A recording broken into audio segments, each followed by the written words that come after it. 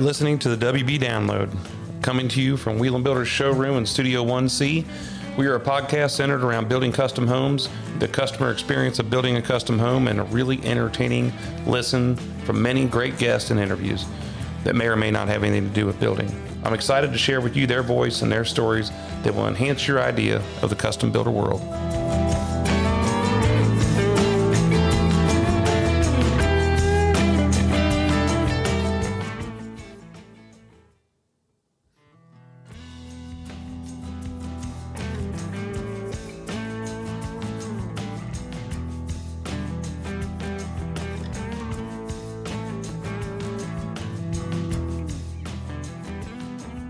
Hello, everyone. This is Jeff Wieland, president of Wieland Builders, coming to you live from Studio 1C in WB headquarters here in Westchester, Ohio. Thanks for joining us here. This is episode number 3 of our podcast, and we have a great show coming to you today. Our guest today is Pastor Ben Hodges of Four Corners Church here in Westchester. So let's get started.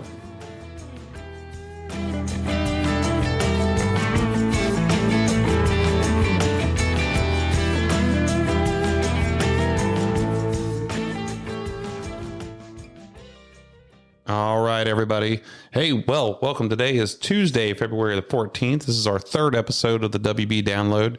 And as always, we've got a great show coming to you today. I had a great interview with Pastor Ben coming up here, and I'm so excited about it.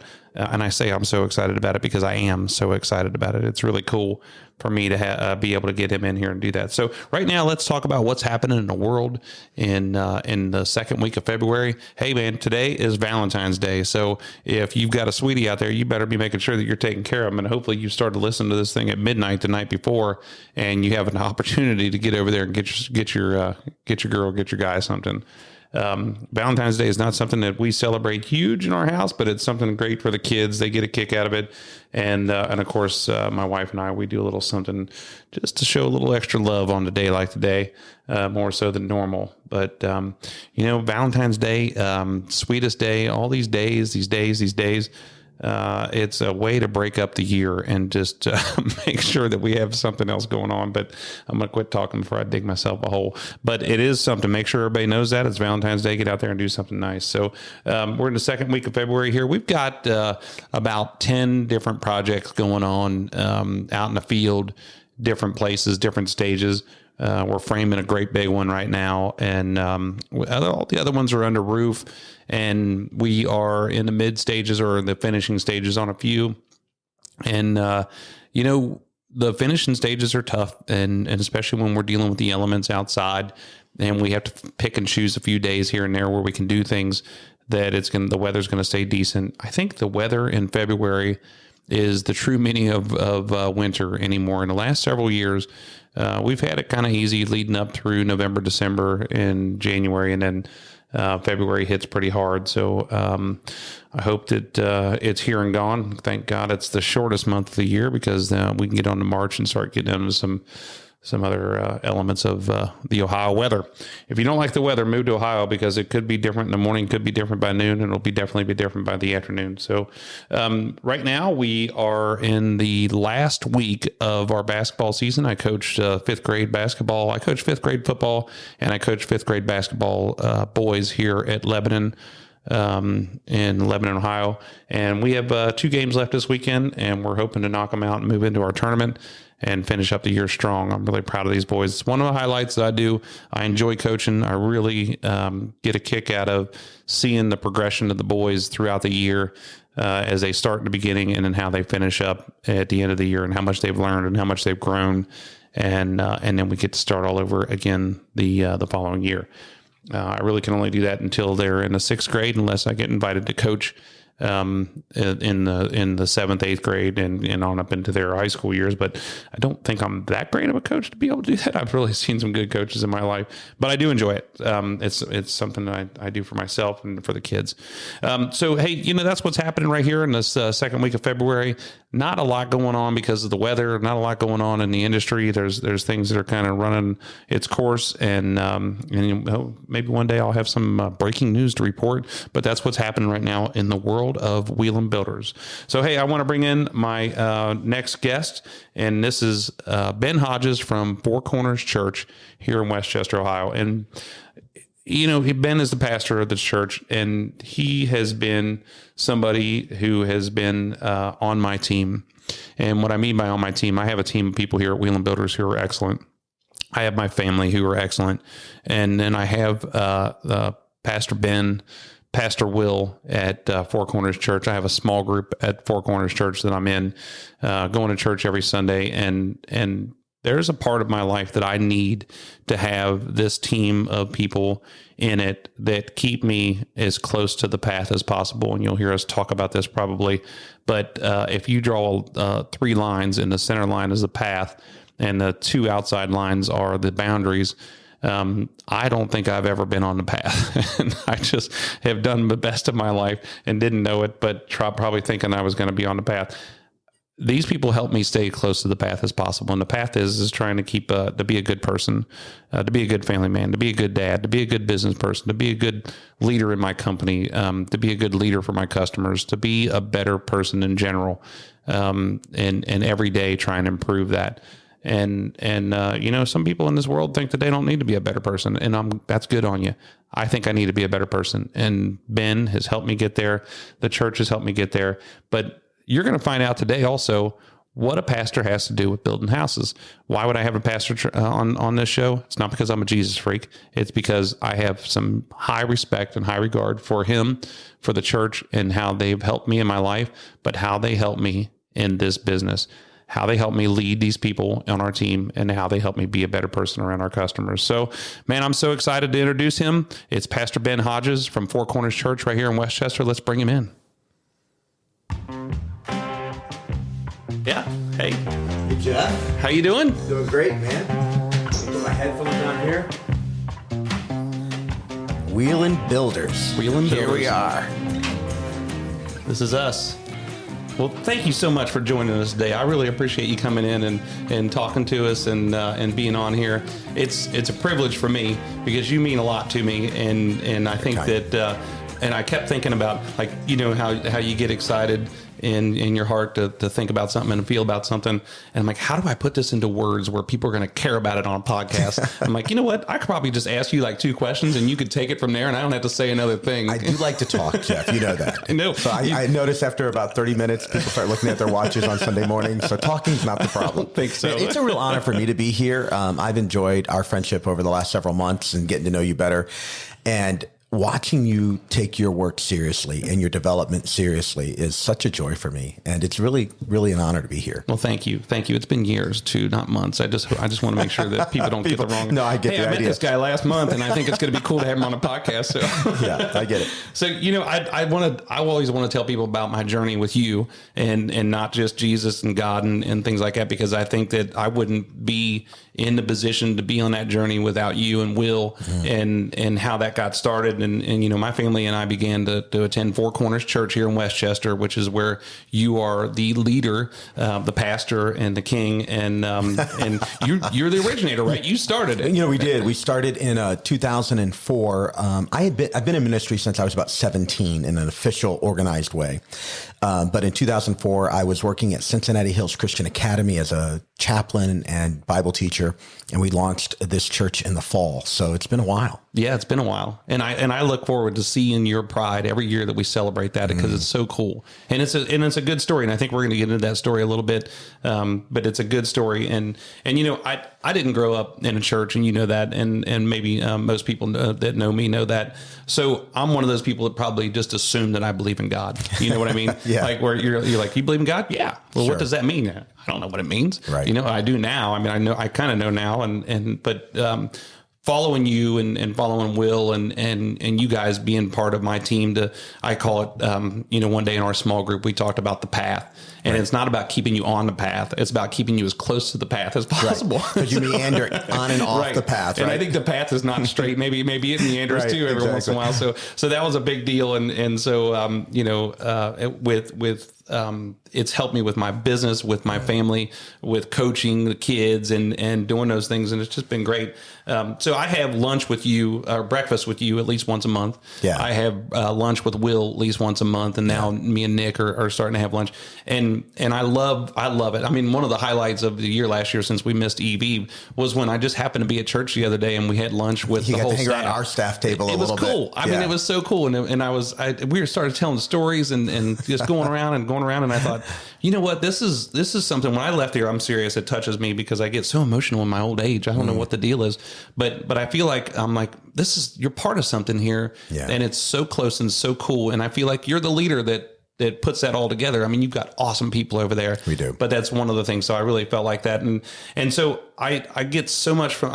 I've done things like you know what, today I was in the bathroom making sure that we had toilet paper in the bathrooms because of one of your sermons you were talking about where you were trying out churches and you go in a place and we noticed that some places didn't have toilet paper, so that would be embarrassing if you're a guest in a place and there's no and other places had sandpaper. So I made it a core value that we have good high quality toilet paper in the bathrooms at our church. I do the same thing. So anything you can do to make a guest feel welcomed, right? And so that you have to look like you're ready for company.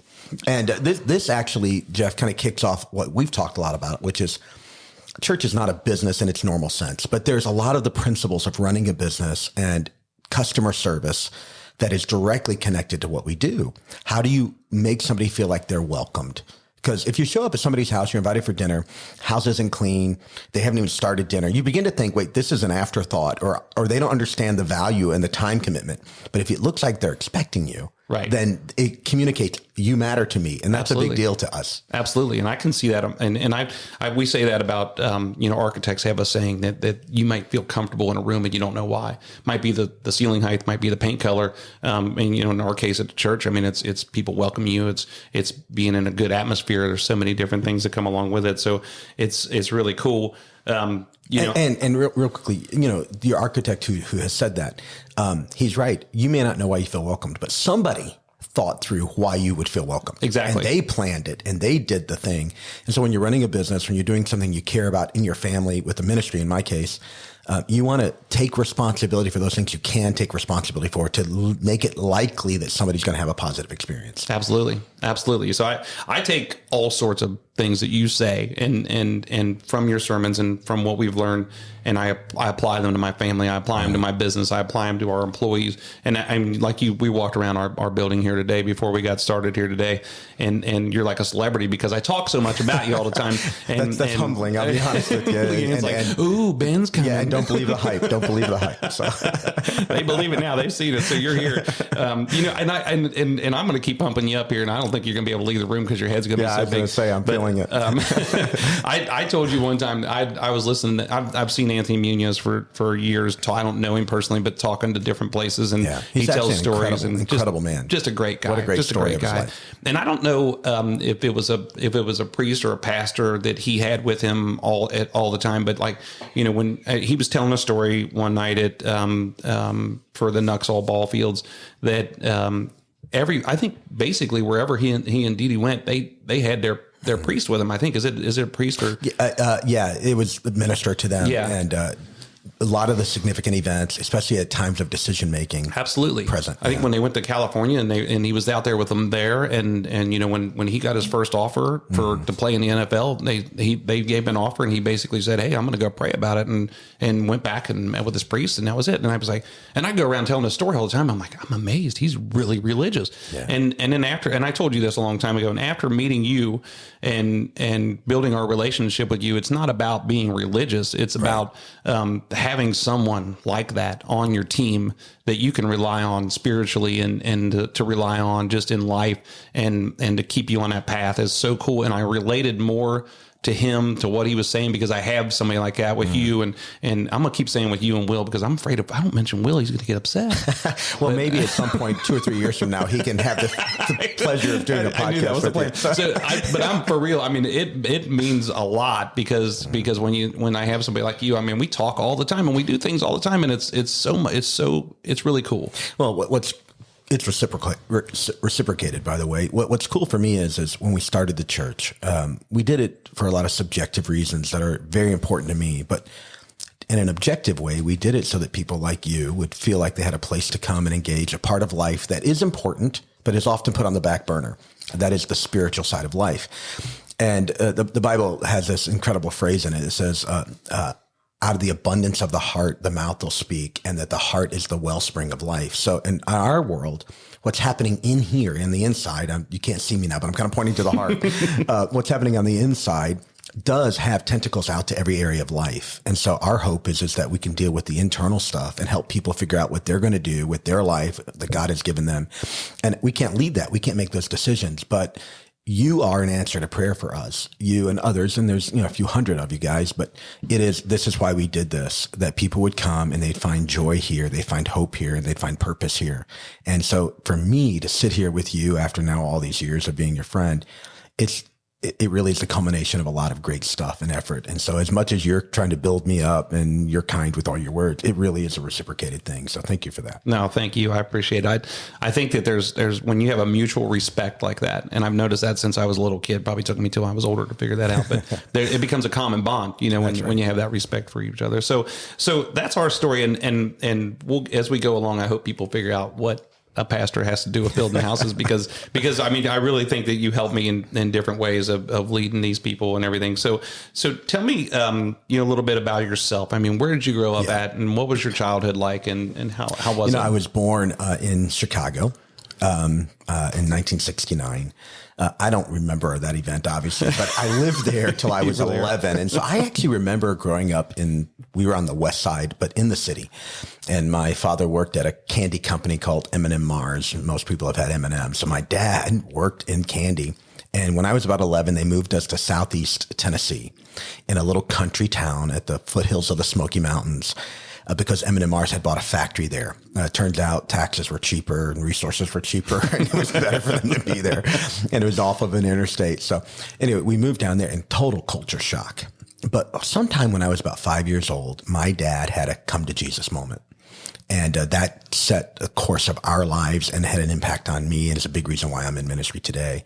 My dad's experience growing up wasn't beautiful. It's horrific, actually. There's just a lot of pain and agony there. But he began to look at his life and deal with the internal side and believe that a relationship with Jesus would make a difference in his life. He became convinced of that, and then he gave himself to it. And so the values of the morality of the scriptures, how we treat each other, how we think about the future, how we get our sense of meaning and purpose in life, how we define integrity, all that stuff began to be poured into him because it was completely absent before. It was a total wreck. Wow. The family dynamics were just upside down. Was he an Illinois native, or was he from? My father's from Appalachia, so he was really excited to get his family out of the city, get us around, some good people.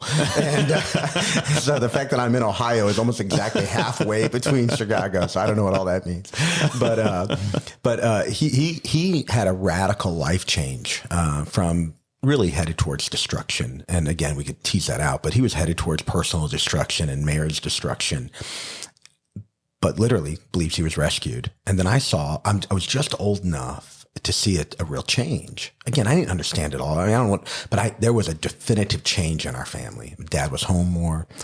I saw the difference a pretty good community of good people in your life can make. So I say it this way. I saw the difference that a group of friends at a church can make in a person's life. And it made an impression on me. That's great. Yeah. And I think it has a lot to do with why, when I started thinking about what I was going to do with my life, I thought, this seems reasonable. I've seen it done fairly well, not perfect. And listen, church is made up of people. People are imperfect. They're messy.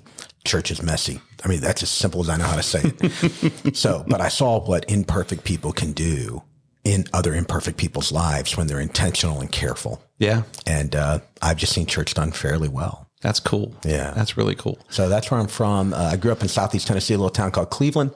And my wife is from the Xenia, Ohio area. And ultimately that's in a roundabout way how I ended up here. Yeah.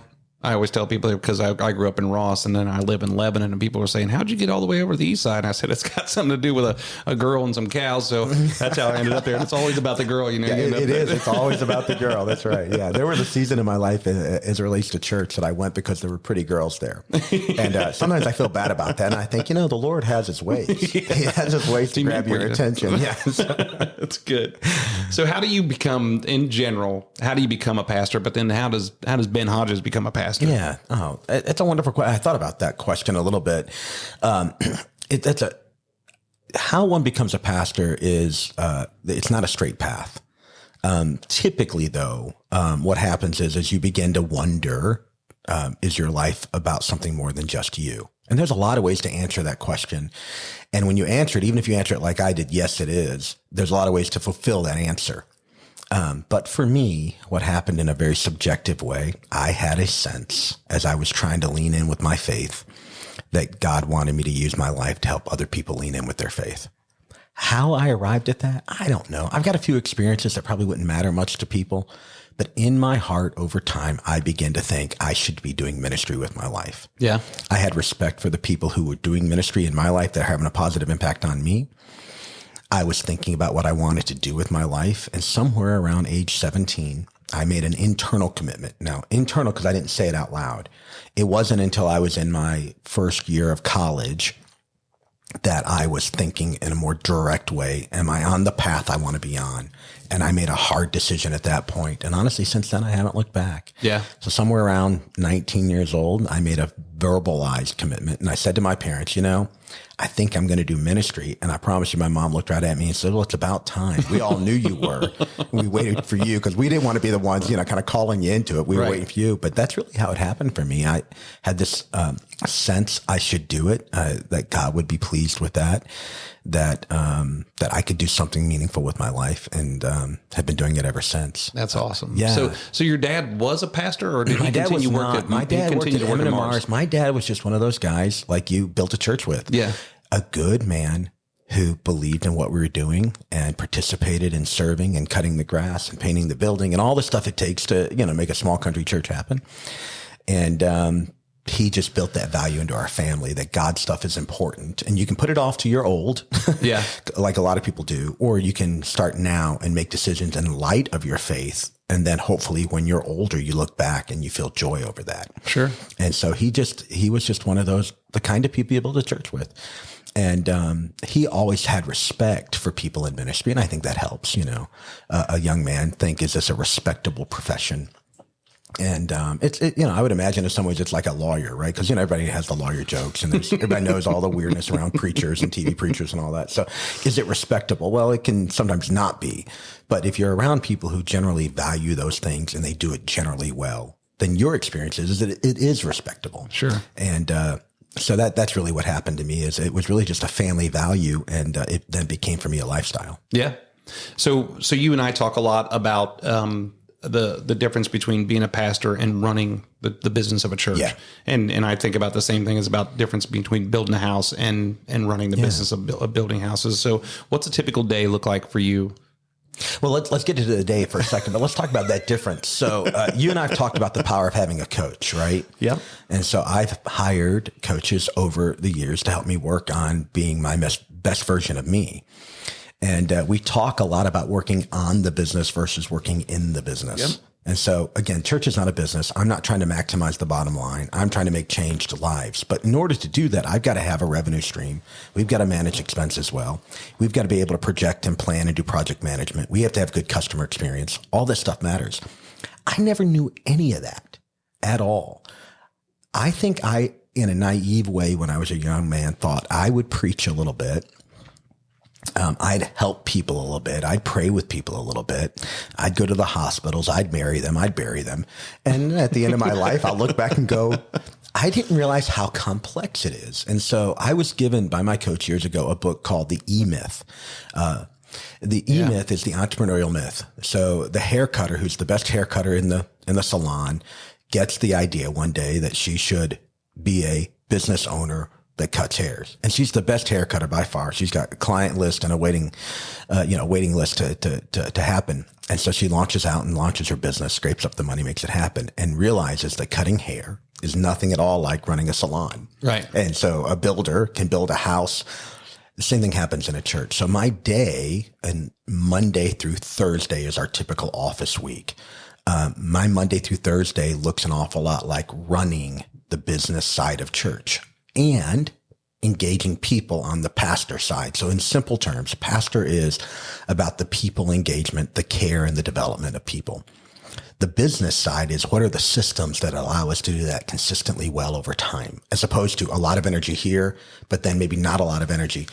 Our goal is to create systems and structures that allow us to do what we care about consistently well over time, believing that if we do that, it will give us consistently good results. That doesn't mean there aren't problems and challenges, but a lot of energy goes into, is the team equipped, trained?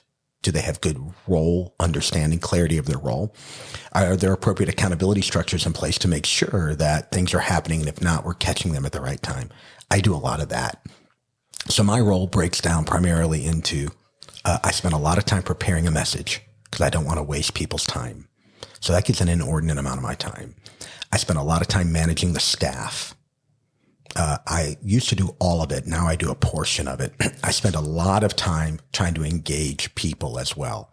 And so I wear about a 1/3 people hat, kind of 1/3 business hat, and 1/3 speaker hat. Now it's more than that, but that's about 80%. And then the final 20% of what I do is really whatever's required in the moment. The tyranny of the urgent still presses in on me like it does everybody else. Something happens. We had a cold snap recently and we had to cut our biggest service of the year. And how do you rebound from that? Because that's a momentum carrier for us. And what do we do with that? And then is the building ready for a cold snap? And, our church is a good size. I shouldn't even be thinking about that, but it's all hands on deck. Right. Yeah. And so, you go around and you're turning off the water that's going outside so it doesn't freeze. And I'm like, I shouldn't be doing this. But it was just where we were at the time. All the staff's already on vacation. And so anyway, that's kind of what it is. Yeah. About 1/3 those things and about 20% whatever's necessary in the moment. And I think that you and I have those conversations when we're in by ourselves about business and things of running a church. But you made mention of that sometimes in the sermons about your systems that you have in place for your people and getting the right people in place. And again, when you talk about what a pastor has to do with building houses, I have a business coach too. And I brought back what you had said in that sermon. And I thought, I was putting together our employee reviews the next couple of days. And I took about 5 or 6 of those things that we were talking about and you were talking about in the sermon. And I put those in some of those questions and some of those things into those employee reviews.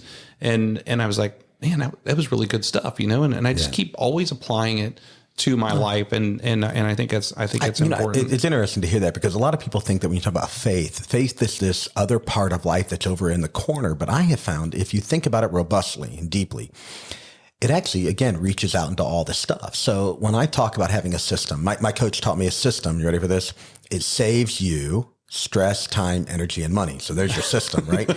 And I've just found it's true. And I want to consistently deliver good results relationally with my wife, for instance. So I need a system of engagement, or I can wait till I feel like it.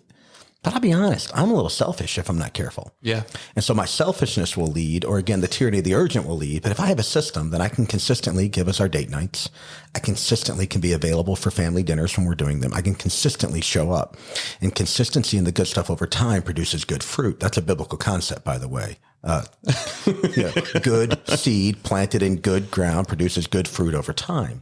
And so when we do that, relationally in the church, in my life, I'm actually applying those biblical principles into my life. And I think it reaches actually every area of life. Yeah, I would agree. And again, I like you were talking about when people think about the church or whatever they think about faith. I think so many people think that we're just holy rollers, like we're Jesus freaks, and this is what you're going to do. And they're going to come and get you. And it's funny. And I think even if some guys that I hang around with, and I'm not used to this either, I mean, if somebody would approach me 10 years ago and started talking to me about church, I'd have been like, just put your microphone down and leave me alone, you know?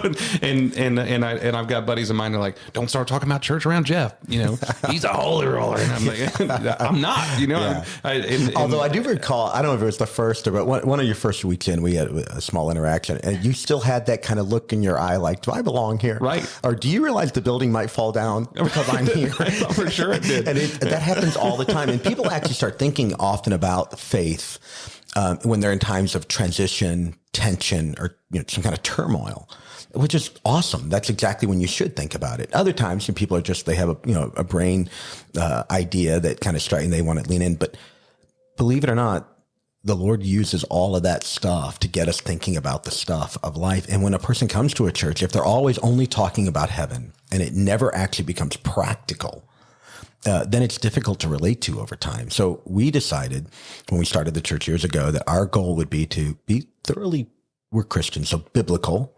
Christ-oriented, but very practical as well, that our faith should be able to be walked out and lived out, feet and hands, right? Absolutely. Which is more than just being kind. It's being led by this internal set of principles we think ultimately comes from Jesus, revealed to us through the scripture, but we live that out over time, and then that impacts every area of our life positively. And when we're in tension and turmoil, it gives us a light in the middle of that darkness. So we talked about, not changing gears, jumping back and forth a little bit, but we started off with what your day looked like. But when do you write your sermon, and do you write it? And, yeah, I do. And how long does that take you? Does it take you weeks, or does it you sit down for a couple hours and? Yeah. So when I first started, man, what a daunting task. So we knew for months what day we were going to have our first service when we launched the church in 2004. I had months to prepare. And I don't know. I didn't have a system at the time. And so turns out as soon as that service was over, my immediate thought was, that went okay.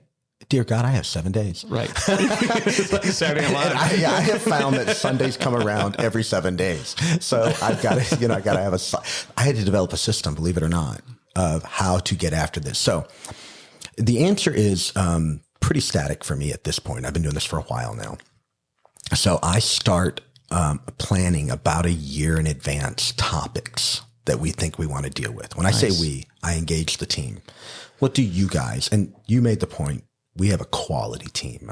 There are a lot of things that I take joy in my job, but at the top of the list, I get to do it with some great people. They're amazing. They really amazing. Are. And so I'm humbled by the quality of people I get to do life with. So we sit around and we think, right, what would be A, honoring to God, B, helpful to people? So there's some things we know people deal with. Like at any point, if I don't know what to talk about, I'm going to talk about the dangers of unforgiveness.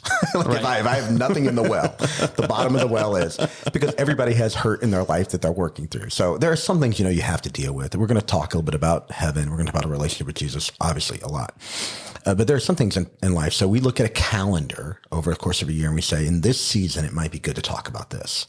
So it's not unusual for us to do relationships around Valentine's Day. Start of school, we're going to talk about parenting. This is what's on people's mind. At the holidays, you're going to do Christmas and Easter, right? Those are set. And then the team and I get together, and then I take that kind of list of stuff and I literally start putting it on a calendar. And so we'll run a series of messages that last 4 to 6, maybe 7 weeks on the long end. If I'm preparing the first message in a series, it takes me a ridiculous amount of time because I'm thinking, how do I set up for 4 weeks, 5 weeks, 6 weeks, 7 weeks? By the time I'm to week number 4 or 5, I can probably get that down to about 6 hours. And my goal is by 5 p.m. on Thursdays, I'm done. And there's a reason for that. I say done. Let me put it 90% done. Because at 5 p.m. on Thursdays, our worship band is beginning to show up for practice, rehearsal, and run through. And if all my notes are done and I write out the bullet points, I can give it to them. And then by the time they leave Thursday night, they're ready and set. And then Friday is our office day off. Saturday around 7 p.m., no matter what I'm doing, and it's incredibly rare, out of 51 weeks a year, 49 of them at 7 p.m. on Saturday. Again, I need a system. I'm withdrawing from family life in my chair and I'm beginning to go over my notes again for a few hours so that I'm fresh. And I'm usually at that point working on intro and exits. Yeah. Cause those are, you engage quickly and you got to leave with something. Yeah. And I'm usually finishing that portion up. And then by Sunday morning, I'm ready to roll. Do you write it word for word or do you do an outline? I used to. I do outline bullet points now. Yeah. So the notes I submit are very basic. And then I have a few bullet points under those, and I actually try to memorize. And there are seasons when I'm really good at that. And if I'm in a busy season, I'm not as good. I have to look more to my notes, but I try to memorize. I don't like to be stuck on a piece of paper, but in general, I'm on plan. Interestingly, this Sunday, the folks on the kind of running my slides for me, they were perplexed because I was all over the place, off plan. And I sat down and I felt like I had just bombed. And I looked at my wife for reassurance. And she's like, that was amazing. And I'm like, I have no idea how to replicate that. for second service. Right. So I was just off play, but that's kind of what it looks like, if you will. But I think it really helps that you are a great speaker. And I think that, you know, we just talked about this with George W. Bush and when we were talking about upstairs and other people who are really good speakers. It makes a difference in how you feel and how you put your Did you just call George W. Bush a great speaker? I didn't. No. I was comparing him on the opposite side. Okay. I like the guy. But I wouldn't have called him a great speaker. George W. was not a great speaker. And I think we talked about why. Yeah. But when you're a great speaker and you can, I do this live. It took me days to put just this stuff together to talk about with you and thinking about how I want to say this and how I want to deliver this and how I want to introduce this. And I think when you come across, you naturally have it. I mean, you have the ability to be able to do it. Did you gain that? When did you realize you had that gift of speaking, public speaking? That's interesting because, well, I'm very humbled that you would say that. And I acknowledge at this point in my life, I certainly have some abilities. I'm not going to say great, but thank you. I'll accept it. By the way, have you read my new book, Humility and How I Achieved It? Have you read that? That's the way I feel when you're saying these things. Yeah, Will you sign my copy? Yeah, exactly. No. But I will tell you, when we first started, like I'm talking when I'm 17 and I'm given an opportunity to get in front of, at this point, a small group of people and to talk. What I did is I just looked at other great people I thought were great at it. And I just tried to do what they did. And so I got a long way by just simply trying to do what other people who I thought did well did. And interestingly, there's actually quite a bit of just, I think, insight in this and how does a person tackle something hard? I mean, if I have no real experience to draw on, I need to draw on other people's experience. Again, the power of a community around you. So I didn't know these people, but back in the day, we'd get a cassette because there's no internet, right? And then you get a pencil and make sure that the tape is tight and you put it in a cassette player. And I could listen to these amazing messages. And my local pastor was good. He would not say his speaking was his greatest. He was just a good man. And I would agree with that. Yeah. But I would listen to these other guys and I would think, well, I could try that. And so I just, like everything else, repetition. So, you know, you got guys who help you build houses and they're on the front end of their career and they're okay. They're better than most or you wouldn't have hired them, but they're not great yet. And even if they are, it's taken an inordinate amount of time to get really great. But over time, they get hours and reps in, just like practice, right? You know, hitting a ball, dribbling, you get those reps in and you pick up speed, you get better and you can start finessing a little bit. So that's one point. But the other side of that is I try to think through, the mechanics of very simply, this, I'll be letting a little of the secret out of the bag here. I try to think, what is a typical man in the room? I'm not trying to avoid anybody else, but a typical man who often isn't even interested in church. So typically most churches have more population of women, but what is a typical man who might be listening now online or in the room? What do they need to hear that they'd walk away and say, not Ben did a good job, but I found that relevant in my life. Sure. And then for me as a guardian, how do I make sure that I'm theologically, biblically accurate as well? That's on me. That's not on anybody in the room. So if I can do the theological accuracy so that I'm faithful to what God's word says and a man can walk away, that gives me a little bit of a boundary to work in. And I'm not saying I don't speak to women as well, but that's the hardest group to reach. A man whose wife made him come and they argued all the way to church and they put on the smile as they're walking into the building, right? Which is what I used to do. That's why my wife and I drive separate cars to church. So how do they walk away and think, all right, that was helpful? That's usually where a person starts. Is it helpful to me? And then the second question I work for is how can I help make it meaningful? And then you just get the repetitions in. But the biggest piece, and then we'll let you move on. The biggest piece though, for years I taught in a private high school and my job in this Christian school, was to lead the chapel program. And high schoolers, once they're comfortable with you, they're brutal. So there'd be some sermons that I would give in this high school. We had a once a week chapel. I'd walk back into my classroom. Kids have just come out of chapel and I have to go into teaching mode. And somebody would say, "And Mr. Hodges, today, man, that was really good." And I'd like, my head would swell. And I'm like, yeah, I killed it today. And other days I'd walk in and they'd be like, in their colloquial, and I don't mean to be too crass, be like, "You suck today. What happened? Did you have a fight with your wife or something last night?" And I begin to notice patterns of what it would take for them to feel like it connected. And so you get the feedback and in professional development in life, honest, candid feedback. Yeah. from people who have your best interest at heart. So not honest, candid feedback from anybody. You take it from anybody, but you weigh it differently. Honest, candid feedback who have your best interest at heart, and especially if they have some knowledge and abilities and skills to speak into it. Well, you got to seek that out. And so you take whatever's good, but if you seek it out, and I did that, I would sit down with people and say, how can I get better? That's really cool. And that's some of how we did it. But thank you for your compliments. It means a lot. Well, I think so much in that I want to focus on in general when we do this podcast is getting help and talking to people about getting help. Mm-hmm. And that's what we talk about. Constructive criticism that people really care about you to get you better. That's one thing. Constructive criticism is another thing, I think. Mm-hmm. And people do it for them, not for you. Right. But I think getting help, I'm talking about this all the time, and I can't remember if we're going to get into it later, but when I talk to our employees, one of our goals and objectives for next year is to be better people and be better at what we do, be better. Everything we're talking about is better. We're not going around telling everybody we're the best, even though we feel like it, but we at building houses, but we want to be better people. So when we talk about that, we say, man, we've got business coaches, we've got preachers, we've got priests, we've got therapists, we've got all these different things at our tool at our disposal. And what we want to do is be able to use those, but are you willing to reach out and ask for that help? Are you willing to accept that criticism in order to make yourself better? And it's hard to do. So if you're in a season of life where you're stressed out about anything, it's just harder to have the emotional margin to add another layer of stress, because personal growth is stressful. I don't care what anybody says. Most of us learn through the school of hard knocks. The problem with that is it's a stressful set of engagements. You're dealing with the thing, and now you have to deal with the fallout thing, and enough time has had to pass, and now you got to back up the way. I have just found it's better for me to learn from your stressful experiences, if I can, than my own stressful. And that only happens by me going out and seeking it. So I've hired coaches on occasion. I've met through reading books and podcasts some incredible people I've never actually physically met, but I have had mentors from afar.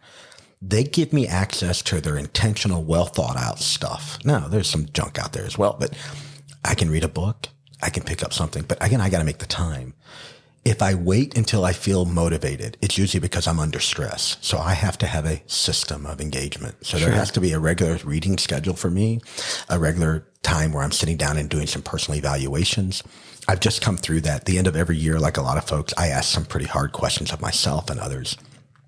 And when I do that, I walk away, not with just feelings, although they're there. I mean, I work through all those emotional feelings, but I try to turn those into actions on a piece of paper. I have a little rule. It's not real until it's written down. So I turn those feelings and emotions into, all right, I don't want to feel that way, or I want to feel more of this.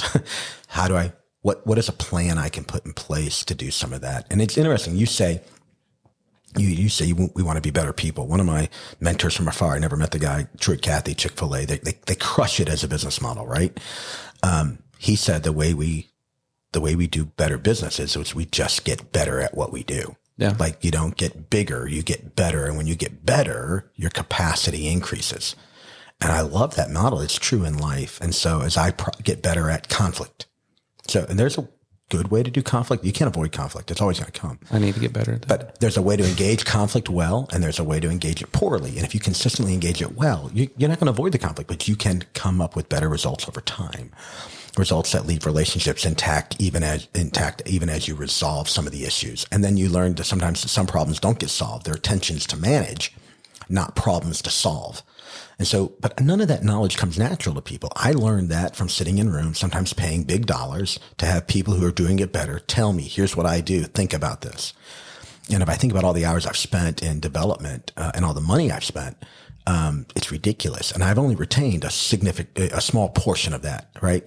Because you don't remember everything. You can't take notes enough. It doesn't feel as applicable as it felt in the room sometimes.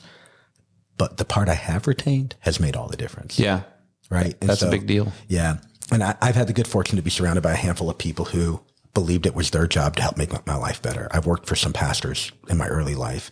And one guy said to me one day in our review, he said, how much of your personal money are you going to spend on your development this year? He was helping me write my year's goals for the year. I was like, wait, I have to spend money on myself? It's like, I've never even heard that concept before. I'm going, and I can plan it. So he's like, so here, he said, and I was young, I had no money. He's like, you should look at 3% of your budget, and you should plan on spending that much money on books, going to conferences and sitting down, buying lunches with smart people and just asking them questions, and you buy. I started doing that. And then that became the beginnings of a habit of engaging people. That's a good deal. I mean, you know this, when we sit down, you let me talk, but I ask you a lot of questions. Yeah. I'm learning.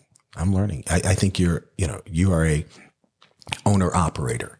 You know the tension of being pretty good at this task, but also now managing the people. The hardest part of your job is not building a house. Right. It's engaging. That's the fun part. Yeah. It's engaging the customer and the rest of the team. That's the hard part. But that's where the deep joy comes. And when you do that well, your capacity goes up. Yeah. Well, I would have never learned any of that if a man hadn't said to me, what portion of your own money do you believe you're worth investing in? And what can you actually carve out now in your tight budget? So Jill and I sat down years ago. I'm on the very front end of this. I'm just out of college. And we start setting aside 3% of my budget for my books. And I'm a book guy. And for experiences and going to conferences. And it's made all the difference. Yeah. That's really cool. We talk. I always use every single. These guys get tired of listening to me. I give them NASCAR things, tips in NASCAR, and bull riding tips, and farming tips, and just things that I've learned. I picked up along the way. Things that people say that just happen to click with you. Yeah. And Chip Ganassi owns a NASCAR team and IndyCar teams, and he always says every year he tells his team he wants 1% more from them. Just do 1% better, 1% more, but you're getting better, 1% more. And it's cumulative effect over time. So 1% one year, actually the next year is 1.1%. Right. Because you're drawing off that 1% that was there. Yeah. Or 1.01%. Math is not my strong suit. I'm a talker. But you get the idea. It accumulates over time. So while you only feel 1% at a time, over time, it's actually much more than that. It's the power of compounded interest. Yeah. So you're a person that I always say so. I don't know why, but you're a person that we are allowed to talk religion with. People say don't talk about religion and politics, and we can talk about that. So what is what religion did you grow up as? Yeah, well, I grew up Christian. So if you look at all the divisions, the big division first is I'm Christian as opposed to Jewish or Muslim. So that means Jesus for me is the central person in history. The events, his death and resurrection, are the essential events. Everything points to that, pre that, and back to that, after that. And because of those facts, as I believe them, again, we're talking faith, then that makes all the difference. And so I'm Christian. And then within the branch of Christianity, I'm not Catholic, which is one of the major divisions. I just never grew up that way. Interestingly, about 65% of our church was Catholic. So that's just, I never expected that. So I've had to learn Catholicism. Did you hang 4C signs in the restroom at all the Catholic churches in town and trying to convert them? Or? We just went to the festivals and tried to outdrink everybody. So I'm totally kidding. That's a total joke right there. And so there's Catholicism, and then there's this branch of Christianity called Orthodox, which is Greek Orthodox, Russian Orthodox. It's another major division, and somewhere around the year 1000-ish, there was a divide there. And then the next big divide happens later in the Protestant Reformation. So I'm a Protestant. Of the three big divisions, I'm Protestant. And then within Protestantism, so see how complicated it gets, I'm what typically is called evangelical. So we're a non-denominational evangelical church. Now, all these labels eventually assume some positive or negative connotation, but they're just descriptors ultimately. By evangelical, we have a high view of Scripture. So we believe the Bible actually is applicable, that there's truth in it you can't get in other places. And we take an awful big, significant value for personal faith. So it's not just the functions I go through, but it's a belief I hold internally and I commit to. So we share actually more in common with Catholics and Orthodox than we have different. But typically in an evangelical church, the sermon isn't a homily, which is 10 to 15 minutes. It's 30 to 45 minutes. In our case, it's 45. So the sermon part is a big, big deal.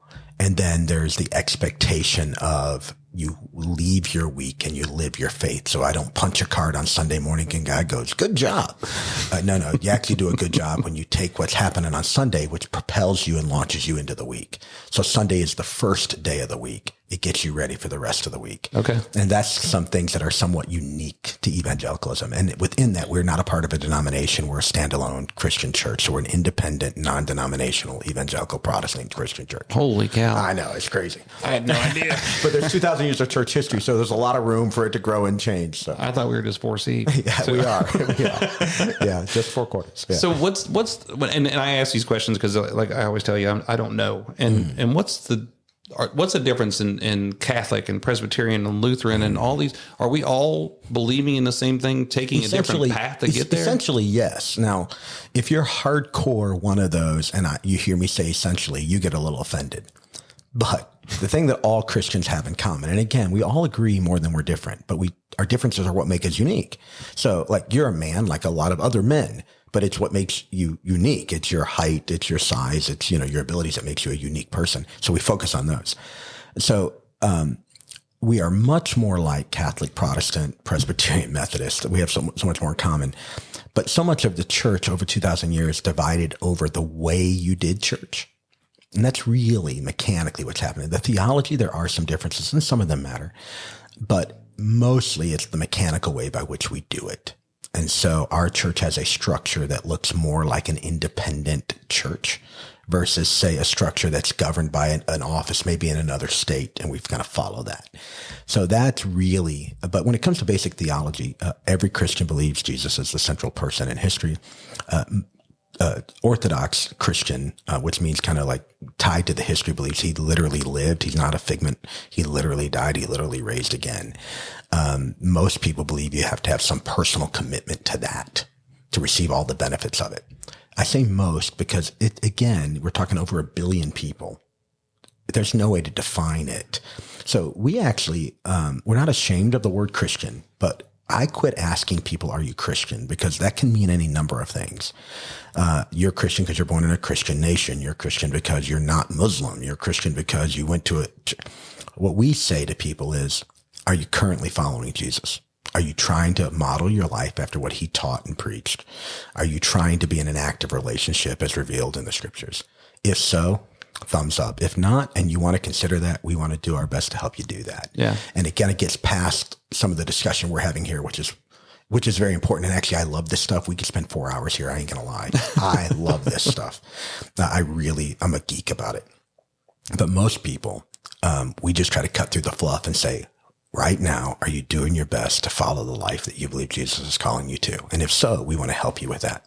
That's awesome. Yeah. That's awesome. I have so many questions because I want to know. And sometimes I look at all these different religions and I'm thinking, how can it be that different interpretation to get to somewhere? I mean, if we all believe the same thing, man, it's and it almost becomes a battle of like, now there's a line drawn. Let's talk about that though. So on the one side, you can focus on the division and you can see it as a battle. And that is real. I mean, clearly stuff has happened. And if you look at 2,000 years of church history, there's a lot of dark. There is another take though, that doesn't obliterate all of that. But for me, it's helpful. If I look at a stained glass window, right? I love church architect. I love all things church history. I mean, I just did this massive trip where I was in like 100 churches and I love it. A stained glass window is several pieces of broken glass, right?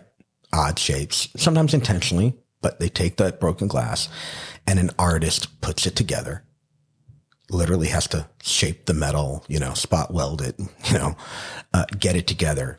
But in any individual piece is not the picture. Any individual piece is broken, but put together, all this diversity of pieces put together by an architect, and then the light shines through. It actually is a beautiful picture. So when I look at the diversity of Christianity, I actually see an awful lot of beauty in it because we're not trying to compete with anybody else. We're trying to be us, right? And so if somebody is connecting authentically with the Lord at a Catholic church and they have a saving relationship with the Lord and they found it in that place, we just say, thank you, Jesus. But if they like our music and they're finding it here and it becomes a part of their journey or a place they park for a long time, because some people come through our church, some people come to our church. We'll take either one. We just want to help people. Well, if you absolutely love our style, you're not going to love that style. And so the Lord, we believe, uses both. And then there are cultural contexts in some, in other countries. And so they understand their culture better. And I actually think that the diversity actually serves more people than if we had this one monolithic, humongous organization called the church. So that's my take on it. That's really cool to listen to. I mean, I always have those questions and you're the right guy to ask, I believe. So let me put it back to you. I mean, imagine if I know you love Wieland Builders and you really believe in your brand. But imagine if there's only Wieland Builders out there. I do imagine. I know you do. It's just like every pastor wants to be the biggest church in town. And, right. But the truth is that humanity is served better because there's somebody halfway around the globe that you couldn't even get to if you wanted. Right. And they do it differently than you. And Cincinnati is probably served better. And actually, your business is probably served better because on occasion you compare yourself to others and you're both learning what you want to do and what you don't want to do in comparison to others. So in some way, even your business is benefited by the diversity. Right. Absolutely. Absolutely. You have to look at the other side to be able to and know what you're going to compare yourself to be better. Yeah. And that's always good. So did you ever have a season in your life of I don't want to follow Jesus anymore. Yeah. This is dumb. I'm going to go do something else. So you ask a personal question. I'm going to be honest. I've never had We can skip it if you want. No, I'm good. I've never had a season where I didn't want to follow Jesus. I've had seasons where I really wrestled with my engagement with the church and with other Christians. Okay. So people are surprised by that, perhaps. My faith for me is a guiding benchmark thing. And I've never, and other people have, so I don't begrade. I've never had a hard time with Jesus. I've had a hard time following him. That's a different issue. But I never had a hard time with my desire to where I wanted to want. But I've struggled with Christians on occasion. I've struggled sometimes with being a pastor. You're never going to hear me complain about my job. Honestly, I have the most amazing job in the world. I get to do my life's purpose. I get paid an okay salary to do that. They treat me very fairly. And so I have no complaints. But people are sometimes interesting to deal with. So we have a couple slogans at church. So I'm sorry, Four Corners. Here we go. I don't think we should. Everybody over there going, no. Yeah, exactly. We have a couple slogans. One is, they're not original, but one is hurt people, hurt people. Some of my biggest disappointments and hurts in life, like I still got scars. Some of them maybe still be open, not fully healed, has come from people who were dealing with stuff. And in the middle of them dealing with their stuff, they act and think in ways that just hurt. And they go on the attack. I'm a leader in our church. And as the leader, I have a responsibility of sometimes calling the ball. So the best metaphor for that is I'm a referee on occasion, standing behind home plate going foul, fair, strike, you know. And people don't like it sometimes the way you call the ball. And then they come at you, kill the ref, kind of thing, kill the pastor. And then the other thing I would say is my deepest season of wondering if I should do this typically has followed after a significant conflict. Sure. Where I've just wondered, is it worth this particular expression? But so far, for 18 years at this place, which in pastor world is an eternity to be at one place for 18 years, especially if you started it. I'm really grateful that I didn't take any of those seasons and then act on them. But the other thing that helps me is about every 5 years, I make an intentional decision whether or not I'm still here. Now, that doesn't mean I'd wait 5 years, but I sit down with my wife and a few trusted advisors, some in the church, some out. And I say, hey, I've been doing this to the best of my ability. If I can forecast out, do I want to stay here in this place? And so far, every time I've been able to say yes. That's good. It gives me longevity. Helps me be intentional and not reactional. I feel like I've had those. I could probably name every business owner who's had those days. Yeah. That's why I asked the question, is because there's been days where I'll come home and tell Shannon, I'm like, I hate it. I don't want to do it anymore. Yeah. And it has nothing to do with building houses, and it's just whatever. You can build a house in your sleep. It just beats you down after a while. I mean, every single thing. And I always tell, me and my buddies always talk about the guys that own businesses, talk about they need to have a special doctor for people who own businesses. He knows exactly what's wrong with you because you're always stressed out. You're always freaked out. You always don't know what's going to come tomorrow and how you're going to make budget and how you're going to do things. And so you have a great team here. I've met some of those folks. I have a good team. The one thing that makes it a little different for me is while I am the point leader on a lot, I am accountable to a group of people. They help make sure that there's good structure in place that both protects me and keeps me from losing my mind. And I have a good team I work with. But one day I was complaining, and I rarely complained in front of my kids because the last thing I wanted to do is go home, complain about church so much that my kids would hate it. Because, what I've learned is whoever's making mom cry is the enemy.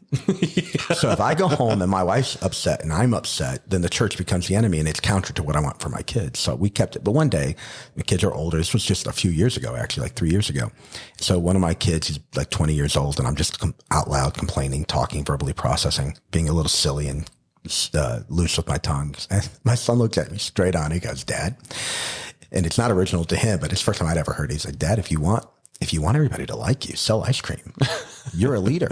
They're not going to like everything you do. And I was like, Dog, isn't that the truth? That's the truth, man. It's like you can't have that purpose and sense of fulfillment from leading and have everybody's approval at the same That's time. awesome. You just can't. It's incompatible. Let go of the expectation.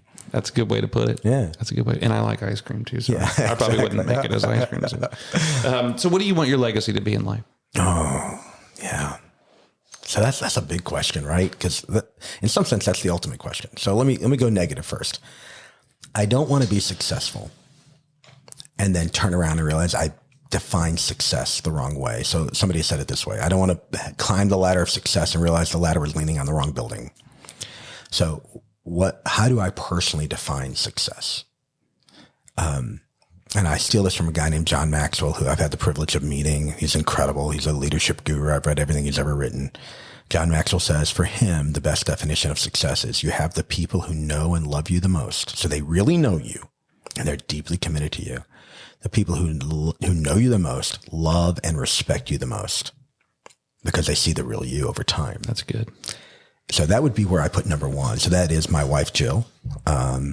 We are coming up on 33 years of marriage. That's great. And at the end of this, no, we just passed. Dear God, I'm so Hold sorry. on. Jim. December 30th. We passed 33. We're now in January. We can edit that. Yeah, edit that out. Do that. Fix that in post. So anyway, so Jill and I are passing 33 years of marriage. And I want her to look at me and say, I really know this guy. I know his strengths and weaknesses, but he's a good man. And he was good to me. And then I want that secondly for my kids. I think in order, if I want to be perfectly clear, I want the Lord one day to look at me and say, well done, good and faithful, because he really knows me. And he knows I'm not perfect, but he looks at me and goes, you did well. I gave you a little, you managed it well, watch me bless it. And have Jill and then my kids. And honestly, this will sound silly. There's about 4 or 5 people I'd put maybe just under my kids. And then everybody else is a pretty big step below that. Yeah. I have given up. When I was young, I was obsessed to have everybody not just like me, but adore me. That's exhausting. But I spent a lot of energy trying to convince everybody I should be adored. It didn't work. And I was broke, emotionally depleted. But I would like those who know me to the degree they know me to look at me and say, he's a good man. And if they have enough information and knowledge, he's a godly man, which is the biblical way of saying he's really tried to put God first. And when he was wrong, he admitted it quickly. So that's it. When I was younger, it was a dollar amount. I don't know about that anymore. I certainly don't want to be poor. I want to be able to meet my needs and leave a little bit of a legacy for my kids. And then at certain points, it was, I want a church of this size, None of that matters to me the way it used to. Right. I want to be faithful. And I want God to be happy with that. And I want my wife and kids. I've seen too many pastors, and this is true in business owners too. They give their life to the business and they don't realize that their real life is at home. Sure. And so the business becomes everything. It becomes the identity. It becomes everything. And I get why that happens. Pastors do the same thing. Now at this age, I see with clarity, that is not what I want. So I want to do good. Don't get me wrong. I'm a bit of a workaholic. I have, the insecurity that drives me, but I didn't want to do church in a way that my kids would hate church and hate Christians, because that's a normal story. Yeah. I didn't want that. And so far we've done okay. All of our kids have passed into formal adulthood, and we still have a great relationship with them. We're a part of their lives. They seem to still enjoy our company. They still let us meddle just a little bit, and we intentionally don't meddle too much because they're adults. They're on their own. But they all have a value for faith that is real. And for instance, my 21-year-old son and I leave Thursday for a missions trip to Cuba. Oh, wow. Yeah, so he and I are doing that together. He wanted to do it with me years ago, and we're finally able to do it together. That's really cool. He can do whatever he wants with his life, but he wants to spend a week with Dad in Cuba serving people that are very different than us. Huh. And I'm just stoked by that. Is that something you're doing through the church? Or I am. We didn't go Kevin? public. Yeah, it's through Kevin, this guy named Kevin that we know, his organization. Yeah. But for years, our church has been supporting and helping those people on the ground in Cuba. And so for the first time, I'm going to go see what we're doing. That's amazing. And I'm actually pretty stoked about it. That's cool. Yeah. That's really cool. So Is that clear enough for success? That is unbelievable. I didn't expect anything else, but I mean, that is an awesome answer. Yeah. And, people can just say, I was good to my kids and my family and or something like that. But I mean, to spell it out like that is really cool. And I appreciate that. Changing gears a little bit, you have you're talking about your family. You have a musical family. I do. For the most part. My wife is incredibly talented. My daughter is very talented.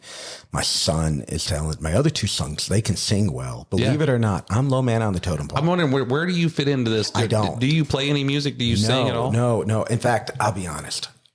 I don't even really like music. I'm just being honest with you. No, I'll put it on the background. Sometimes it's background noise. And if I do music, I try to listen to what our church is doing because I don't know. It's about the only music I'm around. I have no talent. My biggest fear is because when they put the microphone on me in the morning, the handlers, my biggest fear is they're going to accidentally put me through the speaker system. And so I usually reach down, turn it off so I can sing because I'm that bad. One time in a church a long time ago, I was a guest speaker and they gave me the mic and I figured they just did it like we did. No. Mine was on. Now it's not coming through the speakers, but it shows up on the recording of the service and it sounds like I'm trying to lead the choir and it's bad. So I don't sing at all, but my wife is incredibly talented. And I had a little list of what I wanted in a wife. This sounds so shallow. Some of that list I can't share because this is a PG. Sure. PG. No, it's not. You can say whatever you want. No, I'm not going to. I'm a pastor. This was the church. This is pre Ben growing. Or this is early adolescent Ben of what he wanted in a wife. And it was not acceptable. But at some point around college, I started thinking, what really, if I'm going to get serious, what I want. And honestly, on my list, not number one, but I wanted somebody who was artistically gifted. I love that. Yeah. So my wife is incredible, and several of my kids have picked up on that. That's really cool. So that brings me to the band and to our music that plays at church. Yeah. They are incredible. I mean, they are unbelievable. Did you put that together? I mean, did Will put that together, or who puts those people together? Yeah. Where did you find Adriana and Will and all these unbelievable people throughout the week and on Sundays volunteering and coming up there? It's just amazing. Yeah, it's a wonderful question. But before I answer, it's like you. How do you go find the talent that you don't have that the business requires? How do you find that? Right. And so in my world, I feel like to some degree the Lord kind of orchestrates. He's the architect. And so sometimes I get to see some of that plan. Sometimes I don't. But mechanically, here's how it looked. When we first started, I had a high school kid helping me in the chapel, and he was about to graduate. And I said to him, "Hey, I'm thinking about starting this church. Where are you going to college?" He's like, "I'm going to probably go around here." And I'm like, "Check." Because, it's hard to drive from, California back here every Sunday. And so I'm like, check. And after a few more questions, I was like, "Look, would you like to think about maybe helping me?" Because while I'm not good at it, I can see talent. And actually, Jeff, I'll tell you, I think one of my strengths is I'm a decent team builder. I know immediately I don't have all the abilities and skills for anything I need to do in life, but I'm pretty good at seeing that in other people. That's good. And so I went to this young man and gave him the task of being the leader. And in an organization like ours, I was able to allocate some other resources, some money to his development and others, and said, basically, help me build a team. So when I hire a person on our staff, they have a job to do, but the other part of their job that isn't as obvious to everybody is you have to help build a team. So I don't expect you to do everything. In fact, if you are, eventually you run to your capacity and we're done. Like you're going to burn out, but help me build a team. So this guy began to build a team. And the way we picked up Will, who's been with me now almost 14 years. I mean, it's crazy. This guy starts when he's 18 years old, right out of high school, is he was asked if he wanted to intern with us for one summer. And so what you do is you watch the people that are around, you see how they're leaning in. In your world, you watch other people, you see how they lean in, you watch their work, you see over time. So before you'd ever make an ask, you kind of know whether or not you think they fit. I mean, you don't go up to a stranger and say, "I need a position." So you watch how a person fits. That's how I met Adriana and some of these other folks. I watched what they did in other environments, and I start thinking, and I have to have integrity in this. Not how can I steal this talent, right? Because that's not mine. Ultimately, I believe the Lord has a direction for them, but I start asking God in prayer. And then if I can, I'll ask them, "Hey, what do you want out of life? Are you where you want to be?" And a lot of times I just listen, and you'll hear somebody say something. I don't know if you were in the room a few years ago. You may have actually been in our small group when Adriana is like, "Look, I'm at a job I'm not loving right now." Yeah. Were you in the room for that conversation? I was not in I was at church and you and I had some conversations about it. And All right. So I didn't remember if you were in the small group at the point, but she was in the small group at the time and she was volunteering, but she says, I've got a rough job situation. Well, I knew that I had some money in the budget kind of parked because in anticipation of an opportunity. And I said to her and then, hey, we're going to pray about that. But, before you leave tonight, let's chat a little bit. Yeah. So I you don't offer a job like that, but I said, hey, why don't we sit down and let's talk about, I think I might know of something. I didn't even let the cat out of the bag, but you got an eye for, I think I know what I need. And then you start building that. But as it relates to talent, what you see now, it's Will, it's his leadership. And the guy is really good with music, but here's his best gift. He's a people builder. Oh, he's the most positive person, and he's a team builder. And honestly, I consider him one of my closest friends, and not in any way condescending, but a spiritual son, if you will. Yeah. And I love the guy and I believe in his ministry. And I've seen him now over the years step into adulthood and into mature faith. And he's a deep, deep joy to work with. The whole band across the stage is just unbelievable when John Ryan's there. But the two constants are Will and Adriana week after week, and they're amazing. So this Sunday, seeing my son John Ryan on the stage, I'm sitting there as a dad with tears in my eyes. It's amazing. This is what I had hoped for, that my kids would find a place for faith in their adult life. And he can do whatever he wants. I don't have to make, I don't make him do that. He's too old for that. So thank you. That's a goal for me as well. I mean, Cody and Raina love coming to church. I mean, we had a basketball game this last weekend at 9:00 in the morning, and we're trying to figure out how we can finagle at the end of the game to skip out and come back and make it to church. And he's like, I want to go to church. And we had to go to Raina's cheer competition right at that. We prayed for you since you were there. Thank you. Thank you. We keep score. There's a room in the back with tick marks and you don't have one. Not really kidding. So, but it's a goal to see, like when I look at you a lot when John Ryan's on stage, to see your reaction. I can just see this pride. I'm a bundle of, of excitement and joy and just, So Adriana, she's unbelievable. So if it's Adriana and Whitney Houston, who wins? Well, that's for me, it's Adriana. I was going to say Adriana. Yeah, straight up. So Whitney has incredible talent, but I know Adriana's heart. So Adriana's talent is stratosphere level. But I know this lady and her heart. She's singing not just with her throat and vocal cords and breath. She's singing with her heart. She's singing it. It's amazing. Very few people can carry me the way she can. She's absolutely impressive. Yeah. Yeah. So I always think about that old Saturday Night Live skit where it's like, when they were talking about Mike Ditka and so it's like Adriana and Mike Ditka, who wins? Oh, Adriana. Scrappy. Straight up. Yeah. She's scrappy. She's got a little street cred in her. So. She's good Coleraine girl. She'll take you down. Yeah, absolutely. So what about Will? Will versus John Denver, who wins? Oh, yeah, it's Will all day long. So again, I've known Will a long time. Little Will story. So I don't know, he's 18, 19 years old, and I took him on a little staff trip with senior leaders, and he's stepping into the team fully, and they start to play basketball. Now, I'm not a big sports guy. I don't have the stature for basketball. So they're playing, and it starts getting a little heated. Just friendly competition. It's not quite so friendly anymore. And Will dunks the ball on. It's pool basketball. So we're in a swimming pool. When I say dunk, it's a little basket. I think he could dunk it on regular. He played. So he dunks the ball into the basket, turns around and says to the rest of his teammates, so these are church staff, he goes, that's how you play big boy ball. And so the guy, he's got some fire in him, and I love that about him. So definitely Will. That's great. That's great.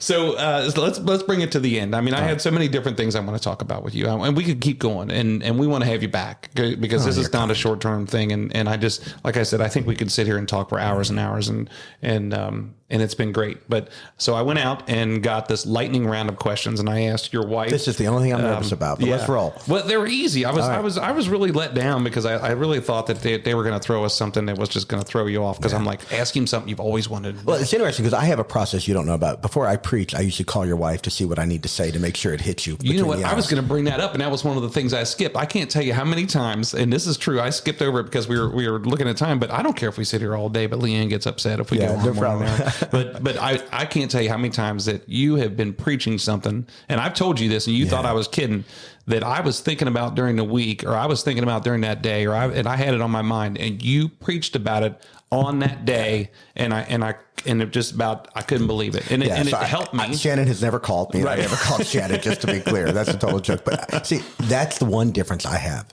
I actually feel like the Lord actually is involved in that stuff. Yeah. So I have no way of knowing. So I just preach what's on my heart when I feel like it's helpful. And I the Lord takes it and goes, boom, directs I called it. Shannon. I called Shannon this morning.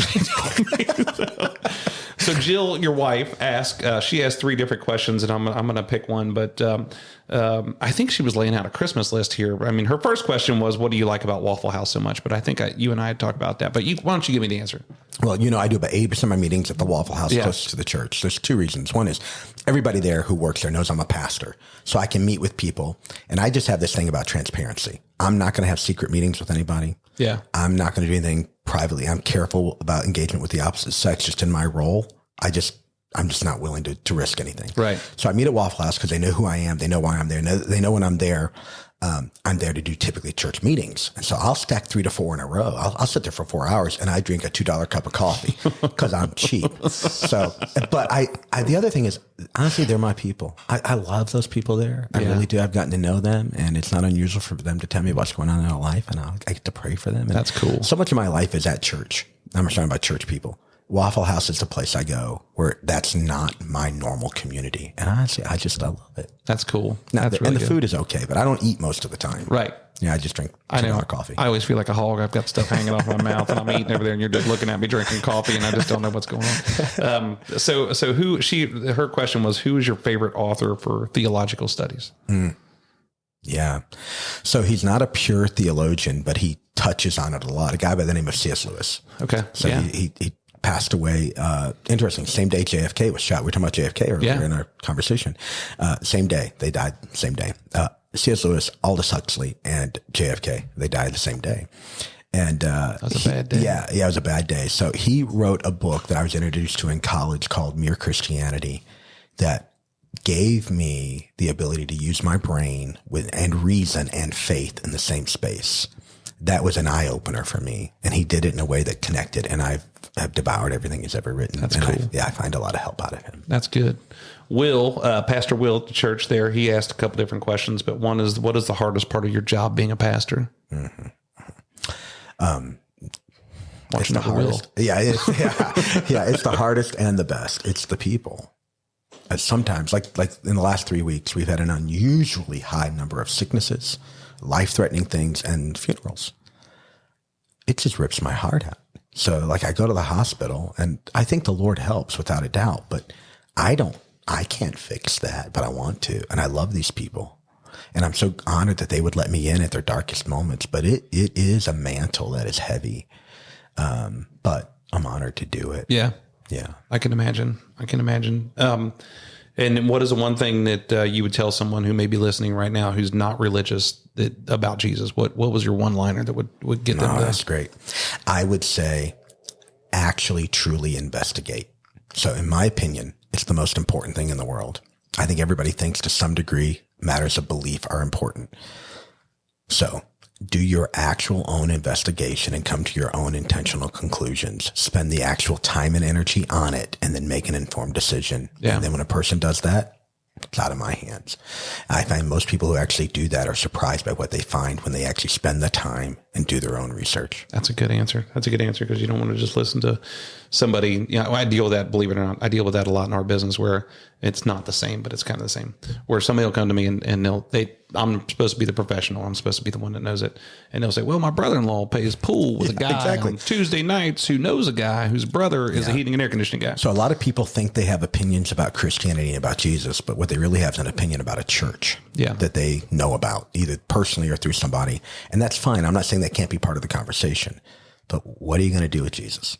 You make that decision for yourself with the information and then go find the right information and make an informed decision like any other weighty decision. Don't just take the hearsay. Don't just take a few experiences and go after it. Yeah. And like I said, we were talking before, for me, it's not so much just about Jesus. It's about when you get into the church and I get into my small group and I get around you and I get around these people and it starts to shape something different that you didn't ask, realize. What does being a pastor have to do with building? And so let me just spend 30 seconds on that. Jesus was a builder. His father was a worker with the hands. We say carpenter, but he worked with his hands, probably both stone and carpentry and all that. But we're really talking about building lives. And so when you build a house, it's the old, is it a house? Is it a home? You can only build a house, but you do that so that a person can take that and make it a home, right? So what it has to do with is we're both using and leveraging our gifts and abilities with a team of people to deliver a product to somebody that enriches their lives. Yeah. And a lot of the same transferable principles. And Jesus used building examples as much as anything else in his preaching and teaching. He talked a lot about it. That's cool. Yeah. That's cool. My wife, Shannon, she asked if you could share a meal with someone from the Bible, who would that be and why? And what would your first question be? I'm going to get the easy one out of the way. I'd love to sit down with Jesus. Yeah. So that would be cool. But there are a couple of Old Testament characters. So there's this guy Gideon in the Old Testament book of Judges. And when the story opens in his life, he's terrified. He's literally laying in a pit, terrified because there's a battle going around him. And he's just hiding and he's scared. And the Lord speaks to him and says, "Get up, mighty warrior." It's funny because he's literally looks like a scared pup. He's been beaten. He doesn't look anything like a mighty warrior, but his greatness is called out. And over the course of 5 or 6 chapters in the Bible, his story unfolds. I find his story just fascinating, maybe because I relate to it. I do a lot of things scared, because you just have to do them. And I think it would be fascinating to sit down with him and go through the ups and downs of his life and just talk about what that was like. That'd be cool. Yeah. That's good. That's good. And Adriana, she asked, what was the defining moment where you knew you were supposed to start a church? And when you did that, was there a sign or a confirmation that you got to it? And then how did you approach Jill with this, or did you guys come up with it together? Yeah. So I have a long story. I have a short one. I'll give you the short one. I was sitting down with my pastor, at a church called North Star Church in Loveland. Jill and I went to help start that church 2 years earlier. I was a chaplain at this private Christian school, Cincinnati Hills. And I sat down with my pastor and I said, what I do is good and it's important and it's ministry. So I'm fulfilling my purpose, but I actually love the local church. So I'm going to go back to the denomination I grew up in and I'm going to express interest. There's an opportunity. And this is how our church began. He looked me dead in the eye and he's a good friend. And he said, don't do that.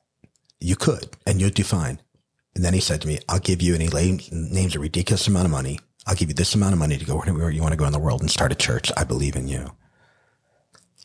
Wow. Yeah. And so I said no, because I had 4 kids and the average church doesn't make it past 5 years when they start. It's just hard. It's all uphill. And I had kids, right? And so an established church with a guaranteed salary, I got to take care of my family. And he said, would you pray on it? And that was the mistake. I actually prayed on it. And I got this internal sense. I called him a couple of days later. I said, I think you've messed up my life. And I took about 45 days and I met with a couple mentors and some close friends and said, here's an opportunity I'm being presented with. And they all looked at me and said, you should do this. And in my heart, I already knew, but I'm going to do the work. I'm going to do the footwork, right? Yeah.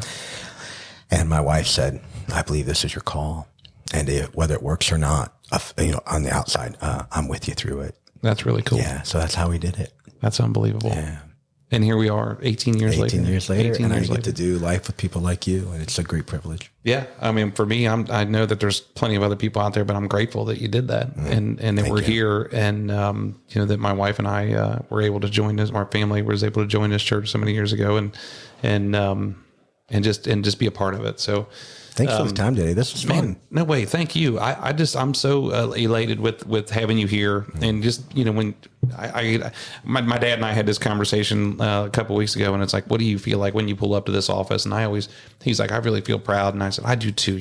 Every day. And I hope that our customers feel like that. But then when I get the chance for you to come in here and we're walking around, you mean so much to me, and I'm just trying to show it around to you. And I'm proud of you. I'm like, and not in a condescending way, but I'm proud of you. I mean, you're pressing into your integrity. You're pressing into your life and your significance, and you're doing a great job. And I get a front row seat to watch it. So it's fun. Well, thank you. Thank you. Thanks for being here. Thanks for all you do for all of us, for me and my family, and for everybody at 4C.